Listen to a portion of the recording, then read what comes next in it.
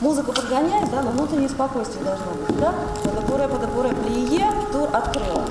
Спокойно и не спеша новый руководитель балетной труппы объясняет каждый шаг на репетиции. Фрагмент постановки вариации на тему рококо Чайковского для наших артистов нечто новое, а Марьяна Рышкина словно повторяет пройденный урок. Этот спектакль она ставила не где-нибудь, а на сцене Большого театра. А совсем скоро номер украсит гала-концерт фестиваля «Зарниджирья Сыктывкаре». На закрытие праздника балетного искусства сегодня готовят немало сюрпризов.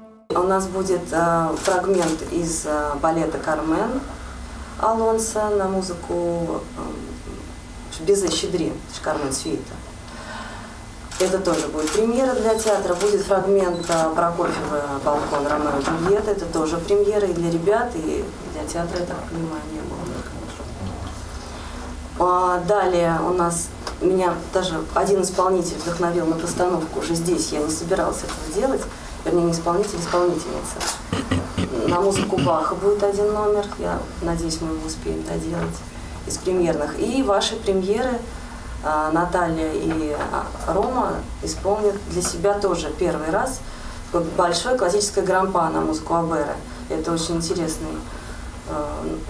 ПДД, такое редко идущее, скажем так, и не все за него берутся, оно очень сложное. В гала-концерте примут участие артисты финно-угорских регионов страны. Сегодня руководство театра ведет переговоры. Именно гостей пока не разглашаются. В афише самого фестиваля уже полюбившиеся зрителю наши спектакли «Дон Кихот» Минкуса, «Лебединое озеро» Чайковского, «Подари мне детство» Герцмана и постановки приглашенных театров. До открытия сезона осталось всего 2 недели, поэтому артисты, вернувшиеся с отпуска, репетируют в ускоренном темпе. Кстати, труппа заметно обновилась. Нашу труппу пополнили достаточно много молодых, талантливых, амбициозных молодых людей. Новые лица вы увидите в балете. Новые музыканты пришли в оркестр, в хор. Появилась у нас новая солистка оперы, Дарья Гапонова ее зовут. Особенно я хотел бы отдельно представить 2 людей, которые пришли в театр. Это режиссер театра, новый режиссер театра, который будет работать вместе с Ильей Семеновичем Можайским. Ее зовут Юлиана Вадимовна Болоненкова. Молодая девушка с прекрасным образованием. Закончила она ГИТИС, отделение музыкальных театров, мастерскую Дмитрия Бертмана. Она уже приступила к работе в театре. О ее работах, я думаю, что вы знаете в течение сезона. В течение сезона служители Мельпомены еще не раз удивят любителей театрального искусства.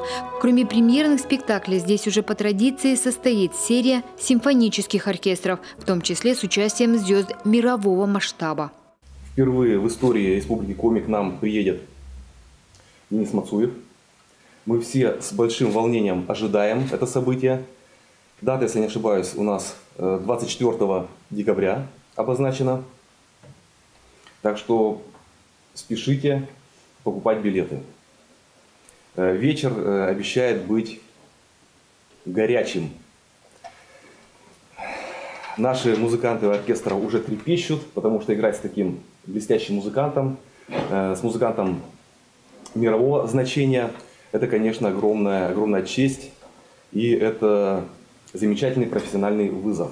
В ноябре наша труппа опять отправится в Германию с гастролями. Зарубежный тур не из легких. 40 спектаклей в 40 городах. Заграничному зрителю покажут «Лебединое озеро» и «Щелкунчика». Зимой в театре пройдет традиционный новогодний лайт-фестиваль, а весной – Сыктывкар Сатулыс, который, кстати, по просьбам зрителей перенесли с мая на апрель.